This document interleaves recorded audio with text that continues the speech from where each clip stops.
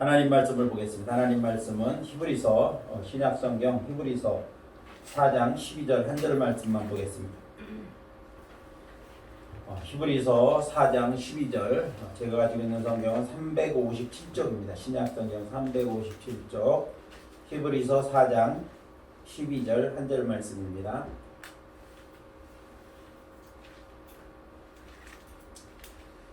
히브리서 4장 12절 말씀 우리 찾으셨으면 같은 목소리와 함께 봉독하겠습니다. 하나님의 말씀은 살아있고 활력이 있어 좌우의 날선 어떤 검보다도 예리하여 홍과 영과 및 관절과 골수를 찔러 쪼개기까지 하며 또 마음의 생각과 뜻을 판단하나니. 아멘. 할렐루야.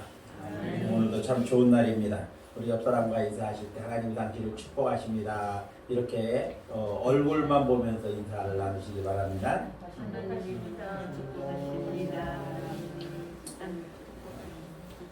하나님이 저와 여러분에게 은혜 주셔서 오늘도 이 자리에 함께 나와 또 혹은 온라인으로 예배하고 있는 줄로 믿습니다.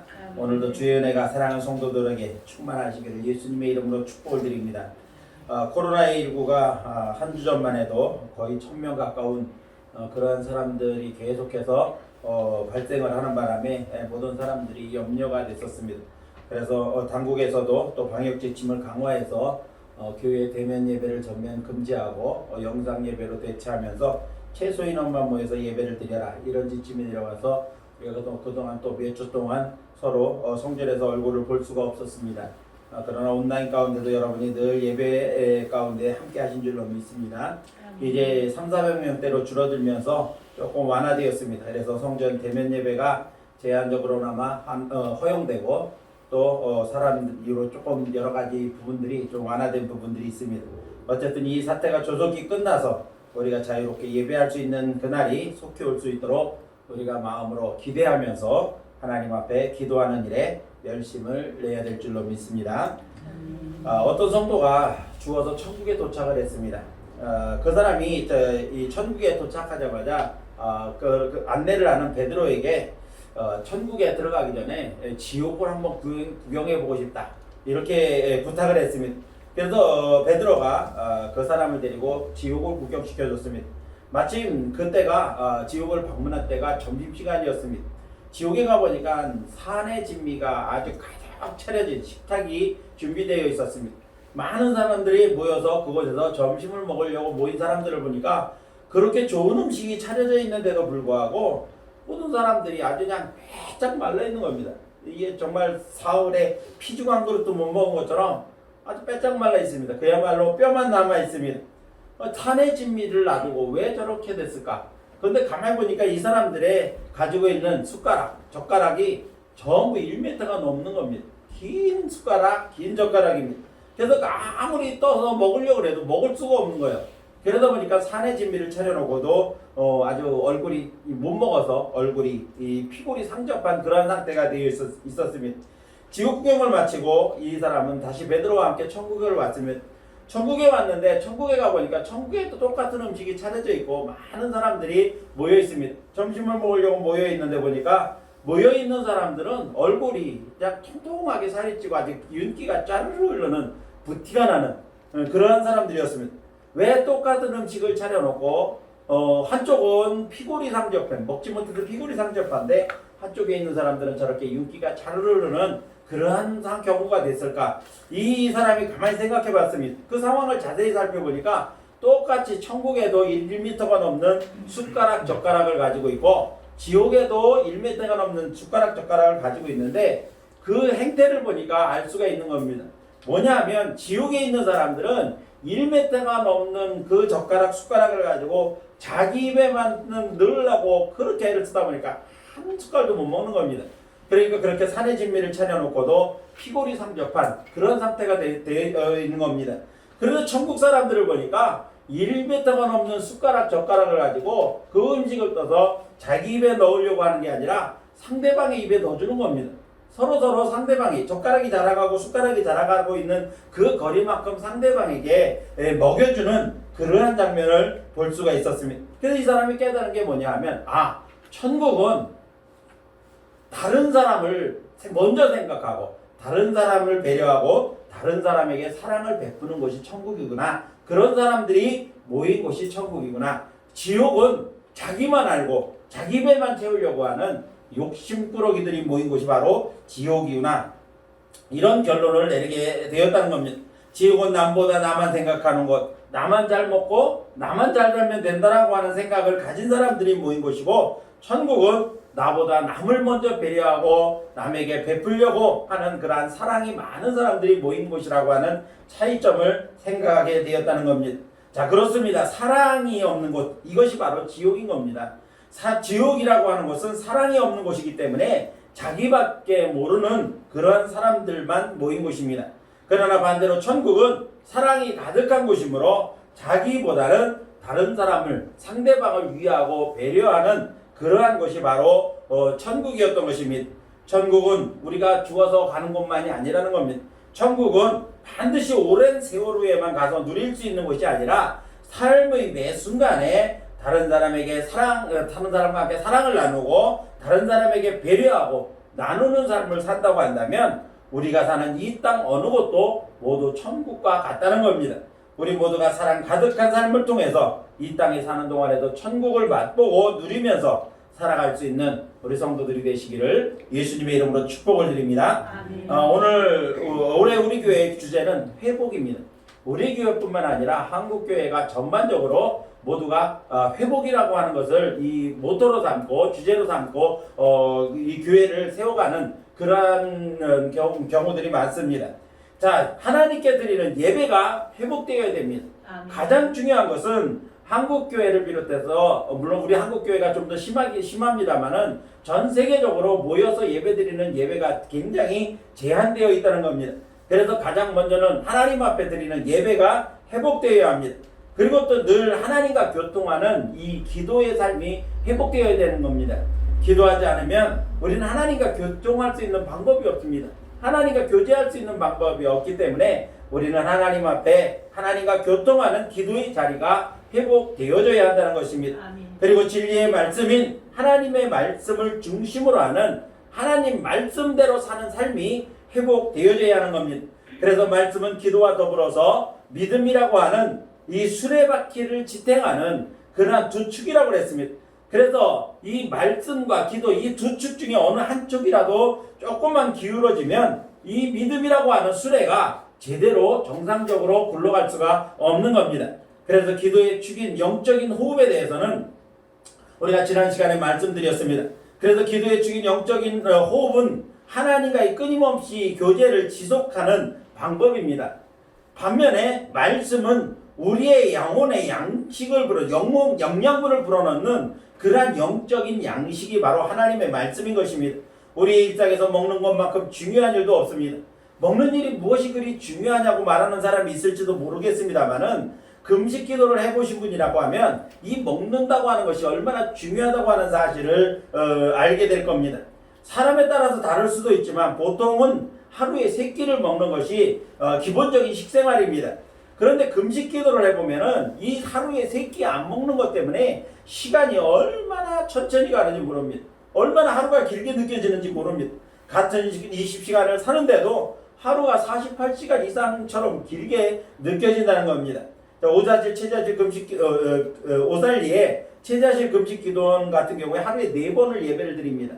아침에 새벽에 한 번 드리고 오전 10시 반에 한 번 드리고 그리고 오후 3시에 드리고 저녁 7시에 이렇게 4번의 예배를 드리는데 그 예배 드리는 시간마저 없다고 한다면 우리의 삶이 그 24시간이라고 하는 기도원에서의 생활이 얼마나 더 지루하고 길지 상상도 할 수가 없는 일입니다. 그런데 하루에 3끼를 꼬박 챙겨 먹는 시간이 꼬박 3끼를 다 챙겨 먹으면 그 시간이 얼마나 정확하게 24시간이 가는지 모릅니다. 때로는 너무 빨리 지나가는 것과 같은 그런 느낌을 받기도 합니다. 그리고 음식을 통해서 제공되는 에너지가 또 얼마나 큰지 모릅니다. 제가 처음 금식한 것이 고등학교 다닐 때 이 방학 주간에 이 오살리 체자실 금식 기도원에 가서 우리 친구들하고 3일 동안을 금식한 것이 처음 금식을 했습니다.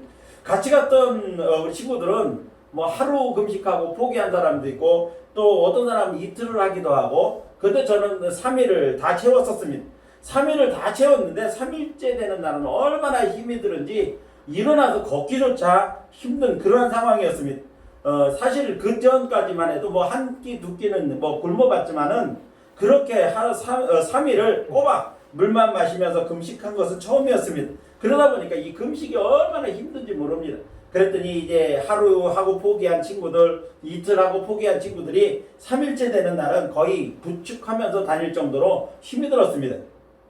이제 3일 금식을 마치고 내려오기 전에 마지막으로 식사를 하고 가자고 그렇게 이제 결론이 나서 식사를 하기 위해서 식당에 갔습니다. 식당을 가는데 식당 가는 동안에도 친구들이 계속해서 부축을 해서 식당까지 갔습니다.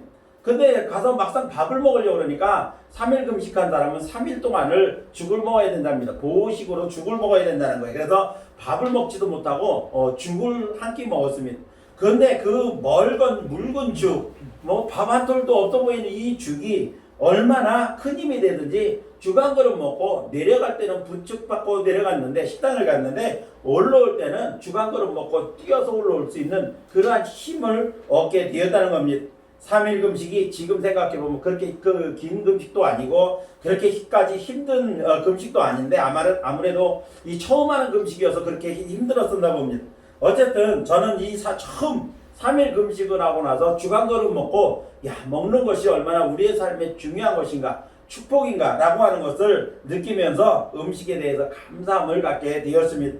자, 이처럼 음식이라고 하는 것은 사람의 몸에 영양분을 공급해서 그것을 에너지로 만들어서 사람이 살아갈 수 있는 힘을 만들어주는 것이 바로 음식인 것입니다.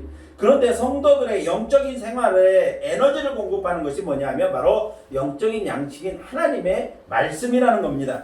사람이 음식을 잘 먹어야 건강하게 살 수 있는 것처럼 성도들의 영혼도 신앙생활도 영적인 삶도 하나님의 말씀을 잘 먹어야 건강한 믿음을 가진 그러한 영적인 삶을 살아갈 수가 있다는 것입니다. 그리고 편식하는 사람이 건강할 수 없는 것처럼 하나님의 말씀도 편식을 하면 절대로 건강할 수가 없습니다. 이단들이 왜 이단이 되는가 하면 하나님의 말씀을 통째로 전체적으로 편식하지 않고 전체적으로 골고루 성도들에게 공급하지 않기 때문에 이단이 되는 겁니다. 사람들이 듣기 좋은 말만 골라서 가르친다든지 아니면은 하나님의 말씀을 자기 마음대로 해석을 해서 엉뚱하게 가르칩니다. 그래서 오히려 성도들의 영혼을 병들게 하고 온전한 신앙생활을 하지 못하도록 하는 것이 바로 이단인 것입니다. 그러므로 때로는 하나님의 말씀이 우리의 심령을 때립니다. 그래서 가슴을 치고 회개하게도 만들고 때로는 우리 마음의 아픈 상처를 건드리기도 합니다. 그래서 우리를 회개하게 하기도 하는 그러한 말씀이 바로 하나님의 말씀인 것입니다. 그러나 때로는 우리 가슴을 치게 만들고 때로는 우리의 가슴을 찌르는 말씀이라 할지라도 그 말씀을 마음에 말씀대로 잘 새기고 행함으로써 우리는 우리의 영적인 건강한 삶을 유지할 수가 있는 겁니다. 디모데후서 3장 16절에는 하나님의 말씀이 어떤 기능을 갖추었나 보니까는 교훈과 책망과 바르게 함과 의로 교육하기에 유익하다 그랬습니다. 하나님의 말씀은 때로는 우리에게 교훈이 되는 말씀도 있고 때로는 우리를 책망하는 말씀도 있다는 겁니다. 때로는 우리를 하나님 앞에서 바르게 살아가도록 우리의 길을 조정해주는 그러한 역할도 하고 우리가 바르게 살 수 있는 여러 가지 유익한 말씀들을 통해서 우리를 가르쳐준다는 것입니다. 그래서 우리는 하나님의 말씀 그대로 편식하지 않고 많이 받아들일 때 우리의 영적인 생활이 건강할 수가 있는 것입니다. 그래서 오늘 이 시간에는 하나님의 말씀이 왜 우리의 삶에 중요한가, 성도들의 삶에 왜 중요한가에 대해서 말씀을 드리면서 함께 은혜를 나누려고 하는 겁니다. 자, 그러면 말씀 생활이 왜 중요할까요? 첫 번째로 보니까 하나님의 뜻을 알 수 있기 때문이라는 겁니다. 성경 말씀을 통해서 하나님의 뜻을 알 수 있기 때문에 말씀 생활이 중요하다는 것입니다. 성경은 하나님의 말씀이라고 했습니다. 하나님의 말씀이라고 하는 것은 뭐냐면 하나님께서 말씀하셨다는 거예요. 그래서 성경 말씀은 하나님의 말씀을 성령의 감동을 받은 사람을 통해서 기록하도록 해서 만든 것이 바로 성경책이라는 겁니다. 그래서 디모데후서 3장 16절 앞부분에 보니까 모든 성경은, 모든 말씀은 하나님의 감동으로 됐다, 이렇게 말씀했습니다. 모든 성경은 하나님의 감동에 의해서 저자들을 통해 기록했다는 겁니다. 성경은 약 1500년에 걸쳐서 기록됐습니다. 1500년에 창세기서부터 요한계시록까지 그 기록한 기간이 약 1500년 정도 됩니다. 1500년 정도에 걸쳐서 몇 명이 기록했냐면 40명이 기록했습니다. 40명이나 되는 때로는 뭐 저자가 알려지지 않은 사람들도 있기 때문에 약 40여 명의 저자들에 의해서 쓰여진 것이 성경책입니다. 그런데 1500년이라고 하는 세월도 긴 세월이지만 기록한 저자들도 보니까는 다양한 사람들에 의해서 기록되었다는 겁니다. 어떤 사람은 왕이 기록한 책도 있고 또 제사장이 기록한 것도 있고 선지자가 기록한 책도 있습니다. 또 모세와 같은 훌륭한 지도자가 쓴 그런 책도 있는 반면에 농부가 쓴 책도 있습니다. 그리고 이름이 알려진 사람도 있고 신약 성경은 대부분 사도들에 의하여 기록되어졌습니다. 이렇게 시대와 저자들이 다양함에도 불구하고 성경의 구성을 보면 그 내용은 하나님의 사랑 그리고 예수 그리스도를 통한 구원의 은총 이것으로 요약되고 있다는 겁니다. 성경은 1500년이라고 하는 긴 시대에 걸쳐 40명 이상 되는 많은 사람들에 의해서 쓰여졌지만 그 주제가 통일됐다는 겁니다. 하나님의 사랑, 우리를 향한 하나님의 사랑과 그의 예수 그리스도를 통한 구속의 은총이 바로 성경의 총 주제라는 겁니다. 이런 통일성을 이루고 있다는 특징이 있습니다. 왜 그럴까요? 왜 이렇게 1500년이라고 하는 긴 시간 그리고 40여 명이라고 하는 많은 사람들에 의하여 성경이 쓰여졌음에도 불구하고 왜 내용들이 통일되어 있을까? 주제가 하나로 뭐 이렇게 집중되어 있을까? 라고 하는 것을 생각해 볼 때 그것은 하나님 한 분이 말씀하셨기 때문인 겁니다. 1500년 동안 쓰여졌고 40명의 저자가 기록했지만 결국은 하나님 한 분이 말씀하셨기 때문에 그 주제가 통일될 수밖에 없었다는 것입니다. 하나님은 말씀을 통해서 자신을 알리십니다. 그리고 하나님 당신의 계획을 우리에게 알려주시기 위해서 바로 이 성경을 기록하셨다는 겁니다.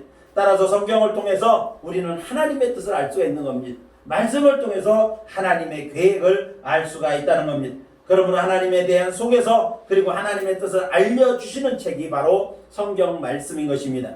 인간은 아무리 뛰어난 지혜를 가졌다고 할지라도 크신 하나님을 전부 알 수는 없습니다. 그래서 우리가 아는 하나님은 지극히 부분적인 거예요. 그렇기 때문에 하나님께서 성경을 통해서 당신을 우리에게 알려주시고 싶으신 겁니다.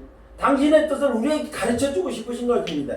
그 목적은 무엇이냐면 그 말씀을 통해서 하나님의 뜻을 알고 하나님의 말씀을 우리가 잘 알고 그 말씀대로 순종하며 살아서 하나님께서 우리에게 약속하신 복을 받도록 하는 것, 이것이 하나님의 뜻이라는 겁니다. 그래서 구약 성경을 보면 너희가 내 말을 듣고 내 말을 청종하고 그 말씀대로 순종하고 살면 율법을 지키고 살면 이런 말씀들이 많이 있습니다. 그러면 이러한 복을 주겠다라고 말씀하는 겁니다. 그렇기 때문에 하나님의 말씀은 하나님께서 우리에게 당신의 뜻을 알려주셔서 우리로 하여금 그 약속하신 말씀에 약속하신 모든 축복을 받아 누리게 하시려는 것이 바로 하나님의 말씀이고 성경책인 것입니다. 그렇기 때문에 우리는 하나님의 말씀을 통해서만 하나님을 알 수가 있는 겁니다.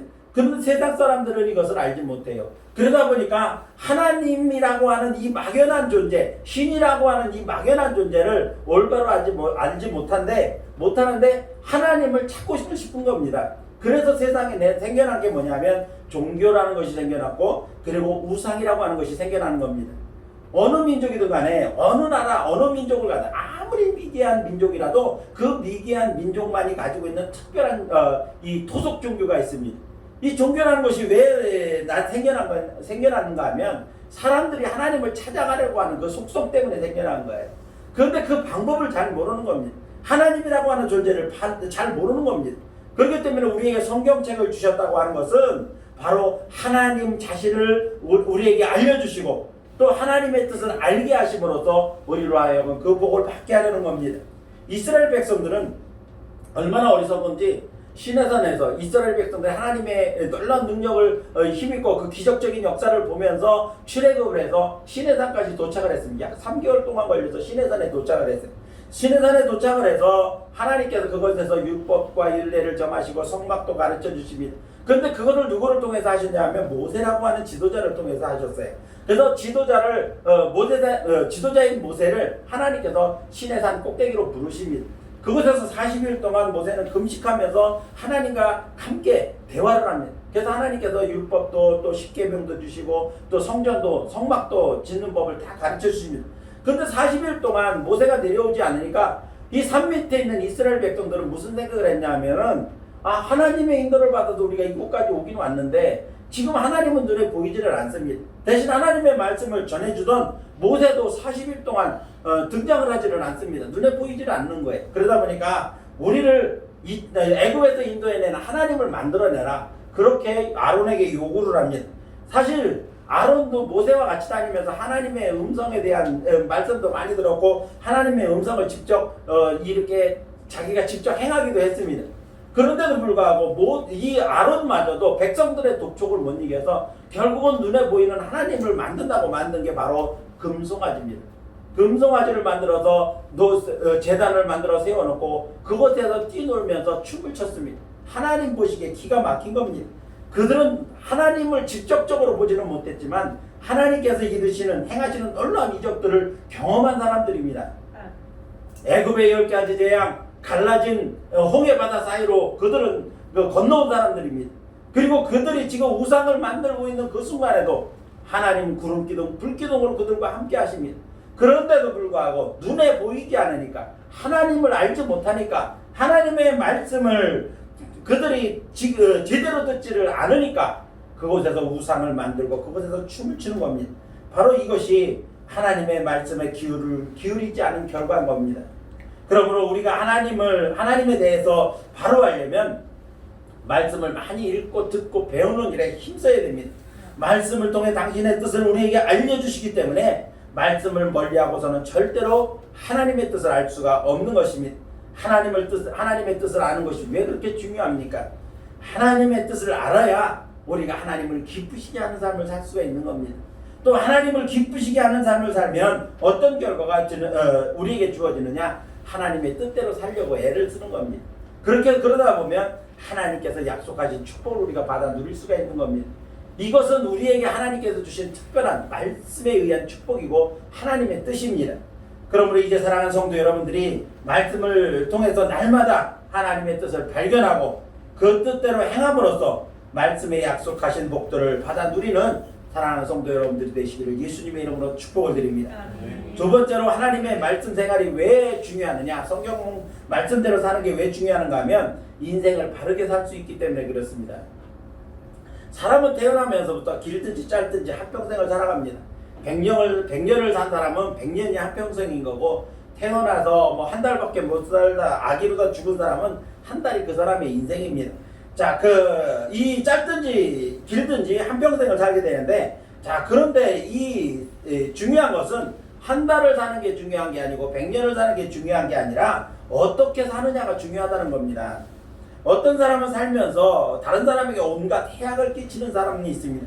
그렇게 다른 사람에게 피해를 주고 악한 영향을 끼치면서 한평생을 사는 사람이 있는가 하면 어떤 사람은 이 사람이 세상에 있었는지 없었는지조차 모를 정도로 아무런 존재감 없이 영향력 없이 그저 그렇게 살다가 한평생을 마감하는 사람도 있습니다. 반면에 어떤 사람은 또 선한 영향력을 끼쳐서 많은 사람들에게 유익을 주고 도움을 주는 그런 아주 보람찬 인생을 사는 사람도 있습니다. 그러므로 사람들은 그냥 사는 것보다 어떻게 사느냐라고 하는 것이 매우 중요합니다. 하나님께서 주신 이 성경을 보면, 하나님 말씀인 성경을 보면 사람들을 바르게 사는 법, 그리고 바르게 사는 길로 안내하고 있다는 사실을 우리가 알게 됩니다. 그래서 말씀 안에서 그 길을 발견한 사람들은 이렇게 고백합니다. 시편 119편 105절 말씀을 보니까 주의 말씀은 내 발의 등이요 내 길의 빛이니이다.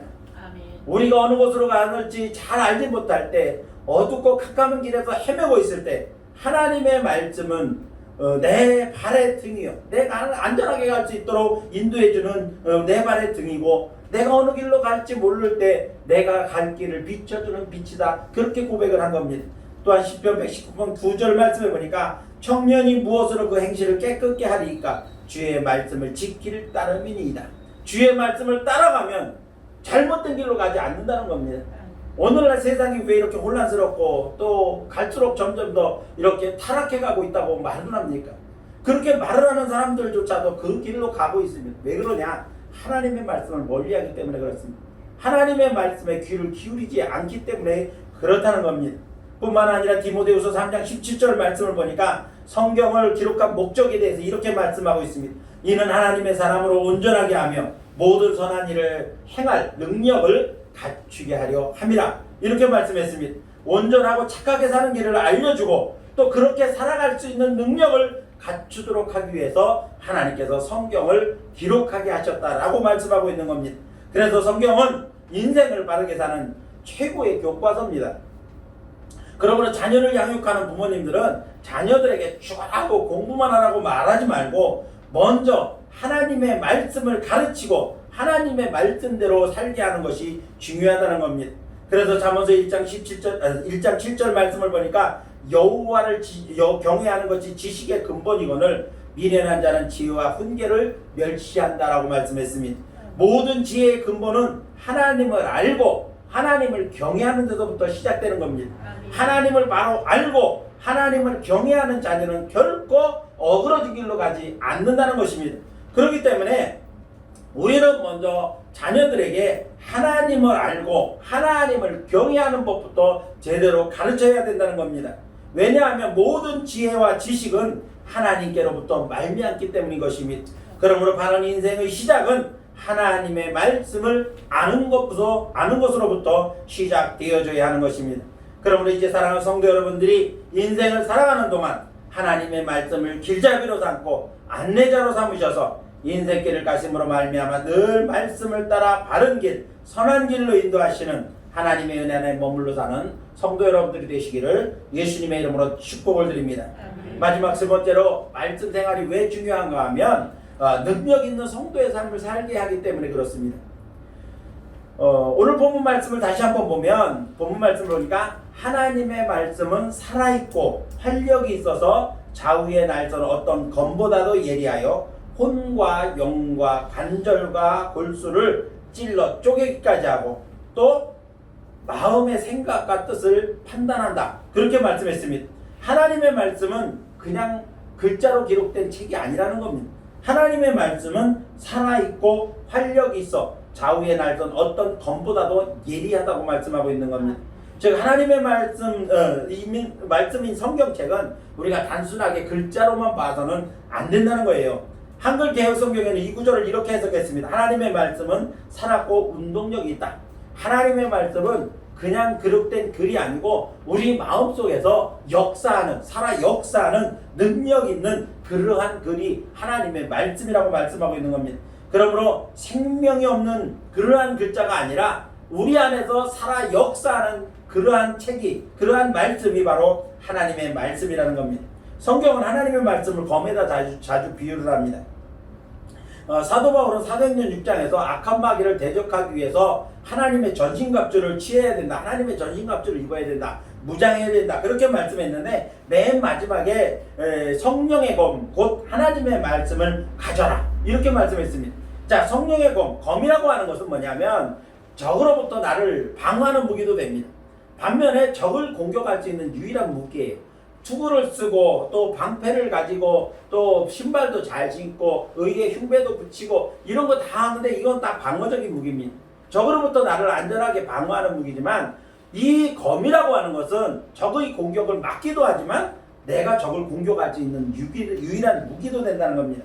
지금 따발총도 있고 각종 첨단 무기들이 있어서 보통 하나만 누르면 핵전쟁도 일어나고 모든 것이 다 종료됩니다. 순식간에 다 종료됩니다만은 옛날 총도 없고 총이 없던 그 시절에 무기가 발전하지 못한 그 시절에는 칼과 창, 화살 이런 것들이 병장기의 전부였습니다.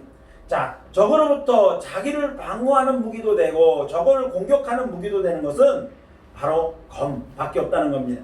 그런데 이 강력한 무기가 바로 검인데 오늘 성경 말씀을 보니까 이 검을 그냥 단순한 검이라고 말하지를 않고 좌우의 날이 선 검처럼 예리하다 이렇게 말씀했습니다. 자, 그 칼은 두 가지 종류가 있어요. 검이라는 게 있고 이 한문으로 검이라는 게 있고 도라는 것이 있습니다. 칼도자도 쓰고 검도 칼을 뜻하는 그런 말인데 어떤 차이가 있냐면 도라고 하는 것 칼도자 써서 도라고 하는 것은 우리가 부엌칼을 생각하면 됩니다. 날이 한쪽밖에 없는 거를 도라고 말하고, 그 다음에 좌우에 다 양쪽에 다 날이 있는 것을 갖다 검이라고 말을 합니다. 그런데 하나님의 말씀은 도다 이렇게 말을 하지 않고 검이라고 했습니다. 그것도 그냥 검이 아니라 좌우에 날이 선 예리한 검이다. 그래서 그 말씀, 검 같은 말씀이 우리의 심령도 쪼개고 우리의 혼도 쪼개고 우리의 육신도 변화시키고 우리의 영혼도 변화시키고 우리의 삶을 변화시킨다고 말씀하고 있는 겁니다. 자, 검은 검인데 이 검이 실빨로 계속 녹이 쓸어 있다고 한다면 여러분 그것이 검으로서의 역할과 위험을 가질 수 있겠습니까? 여러분 부엌에 쓰는 칼도 오래 쓰면 무뎌져서 잘 들지를 않습니다. 그래서 다시 예리하게 하기 위해서 갈아야 됩니다. 그래야만 음식물을 쓸어도 잘 쓸 수가 있는 겁니다. 그런데 이 검인데 좌우에 날선 검이 되지 않고 좌우가 시퍼렇게 녹이 쓴 그러한 검이 적에게 어떤 위험이 되겠습니까? 능력의 말씀을 우리에게 주셨는데 그것을 활용하지 않고 그대로 버려두고만 있으면, 그대로 내버려두면 그냥 베고자는 비계, 그 다음에 주일날 교회 올 때 먼지 툭툭 털어서 오는 그러한 장식품 정도로만 말씀을 취급하게 된다고 한다면 그 말씀이 좌우에 예리한, 날이 선 예리한 검이 될 수가 없다는 겁니다. 주일날만 들고 오는 성경책이라면 그것은 큰 능력을 발휘하는 하나님의 말씀이 아니라는 겁니다. 그래서 막 능력의 말씀을 우리에게 주셨는데 그것을 활용하지 않고 그대로 버려두면 좌우에 날선 검이 아니라 제대로 써볼 수도 없는 무기 아닌 무기일 수밖에 없다는 겁니다. 하나님의 말씀을 잘 활용하면 무서운 무기가 돼서 성도의 그 신앙생활에 그리고 세상을 살아가는 모든 삶에 큰 능력이 됩니다. 그래서 그것 때문에 하나님께로부터 큰 능력을 힘입습니다. 그래서 오늘 본문의 후반부를 보면 뭐라고 그랬는가 하면 홍과 영과 관절과 골수를 찔러 쪼개기까지 하며 마음의 생각과 뜻을 감찰한다 그랬습니다. 자, 홍과 영과라고 하는 이 말씀 우리의 영적인 상태를 말하는 거고요. 관절과 골수는 우리의 육신을 얘기하는 겁니다. 그리고 마음의 생각과 뜻, 이것은 우리의 정신적인 부분을 의미하는 겁니다. 그렇기 때문에 하나님의 말씀은 우리의 영, 육, 혼 이 세 가지를 전부 변화시키고 통찰하는 그러한 능력을 가지고 있다는 겁니다. 그래서 우리의 모든 것, 즉 전인적인 변화의 능력을 가진 것이 바로 하나님의 말씀인 것입니다. 따라서 약속의 말씀인 하나님의 말씀을 붙들고 기도하면 바로 응답이 빨리 올 수밖에 없는 겁니다. 말씀대로 순종하면 말씀에 약속하신 대로 우리에게 그대로 이루어 주시는 것입니다. 그렇기 때문에 말씀을 우리의 삶 속에서 구체적으로 누릴 수 있게 해 주신다고 하는 겁니다. 사도행전 10장을 보면 이달리아데라고 하는 부대의 이 중대장 정도 되는 백부장이라고 하는 사람, 고넬료라고 하는 사람의 이야기가 나옵니다. 그는 이방인입니다. 그런데 신실한 믿음을 가졌습니다. 어느 날 기도하다가 성령의 인도하심을 받아 성령께서 지시하심을 따라서 베드로라고 하는 제자를 데려다가 말씀을 듣습니다. 그런데 말씀을 듣는데 그 말씀을 듣는 사람들이 얼마나 사모하는 열심으로 말씀을 들었던지 이방인에게 최초로 성령의 역사가 그대로 나타나는 그러한 축복을 받았습니다. 자, 그런데 그 이유의 이야기에 대해서 아무런 기록이 없어서 어떻게 살았는지 우리가 구체적으로 알 수는 없습니다. 그렇지만 사도행전에 나타난 성령 충만 받은 사람들의 그 이후의 삶에 대해서 우리가 이 성경을 통해서 보았기 때문에 압니다. 그렇다고 한다면 사도행전 10장에서 고넬료의 가정 사람들이 말씀을 듣다 성령 충만받고 그 이후의 삶을 어떻게 살았는지 우리가 충분히 짐작해 볼 수가 있는 겁니다. 성령 충만받은 그들의 삶은 가는 곳마다 복음을 전하는 삶이었고 가는 곳마다 성령의 능력을 따라 각종 능력과 기사를 행하는 그러한 삶을 살 수 있었을 것이라고 충분히 짐작을 할 수가 있는 겁니다. 사랑하는 성도 여러분, 하나님의 말씀은 능력의 말씀인 줄로 믿습니다. 이제 이 능력의 말씀을 읽고 듣고 배우고 외우고 말씀대로 행하며 사는 그러한 삶을 통해서 능력 있는 성도의 삶을 살아갈 수 있는 우리 성도들이 되시기를 예수님의 이름으로 축원합니다. 이제 말씀을 마치려고 합니다. 사랑하는 성도 여러분, 우리의 신앙에서 예배와 기도와 함께 이 말씀 생활이 회복되어야 합니다. 말씀을 따라 살아갈 때 우리의 삶에 많은 변화가 일어납니다. 말씀을 가까이 할 때 하나님의 능력이 우리와 함께 하신다는 사실을 기억하시기 바랍니다. 가나안 땅 입성을 앞두고 새로운 지도자가 된 여호수아에게 하나님께서 뭐라고 말씀하십니까? 여호수아 1장 8절 말씀을 보니까 이 율법책을 내 입에서 떠나지 말게 하며 주야로 그것을 묵상하고 그 안에 기록한 대로 다 지켜 행하라. 그리하면 네 길이 평탄하게 될 것이며 내가 형통하리라 했습니다. 하나님이 주신 하나님의 말씀인 율법책을 내 입에서 떠나지 말게 하고 주야로 그것을 묵상하고 그 가운데 기록한 대로 지켜 행하면 하나님께서 형통한 길로 평탄한 길로 인도해 주시겠다는 겁니다. 오늘 이 말씀을 우리에게 적용해 본다고 한다면 우리 모두에게 하나님께서 주신 이 말씀을 입에서 떠나지 말게 하고 주야로 묵상하고 그 안에 기록한 대로 지켜 행하면 우리의 길이 평탄하게 될 줄로 믿습니다. 우리의 길이 형통하게 될 줄로 믿습니다. 이제 우리는 말씀 생활이 회복되어야 합니다. 이제 성도의 삶에 매우 중요한 일입니다. 왜 성도의 삶에 말씀 생활이 중요합니까? 말씀을 통해 하나님의 뜻을 알고 하나님을 기쁘시게 하고 또 말씀을 따라 복받는 삶을 살 수 있기 때문입니다. 또한 두 번째로는 하나님의 말씀의 안내를 따라 살아갈 때 바른 인생길을 갈 수 있기 때문에 그렇습니다. 그리고 말씀을 살아갈 때 능력 있는 성도의 삶을 살 수 있기 때문인 것입니다. 이제 사랑하는 성도 여러분들이 말씀을 따라 사는 삶을 통해서 우리의 삶이 회복되어져서 말씀의 능력과 말씀에 기록된 모든 축복들을 받아 누리며 살아가는 성도 여러분들이 되시기를 예수님의 이름으로 축원합니다. 기도하겠습니다. 교회 소식을 말씀드리겠습니다. 주보를 참고해 주시고요. 예배에 참석하신 성도 여러분들을 환영하면서 하나님의 은혜와 축복이 가득하시기를 바랍니다. 2021년 교회 표현은 주여 회복해 하옵소서입니다. 코로나19가 계속되고 있습니다. 매사에 조심하시면서 방역 수칙을 잘 지켜서 안전한 생활을 하실 수 있도록 하시고요. 오늘부터 이제 조금 이 거리두기 방역 지침이 조금 완화돼서 이렇게 교회의 일정 비율을 따라서 대면 예배를 드릴 수 있도록 그렇게 됐습니다. 그래서 오늘부터 또 다른 지침이 있을 때까지는 계속해서 온라인 예배와 성전 대면 예배를 병행해서 드리도록 그렇게 하겠습니다. 코로나 종식과 그리고 우리 신앙생활들이 빨리 신앙생활을 비롯해서 모든 생활이 빨리 회복될 수 있도록 위해서 늘 기도해 주시기를 바라고요. 교회 보험과 또 개인의 신앙 회복과 성장을 위해서 또 기도하는 일 그리고 성경 읽는 일 이러한 모든 일들을 더욱더 열심을 내주시기를 바랍니다. 지금은 이 교회에서 해줄 수 있는 부분들이 한계가 있어요.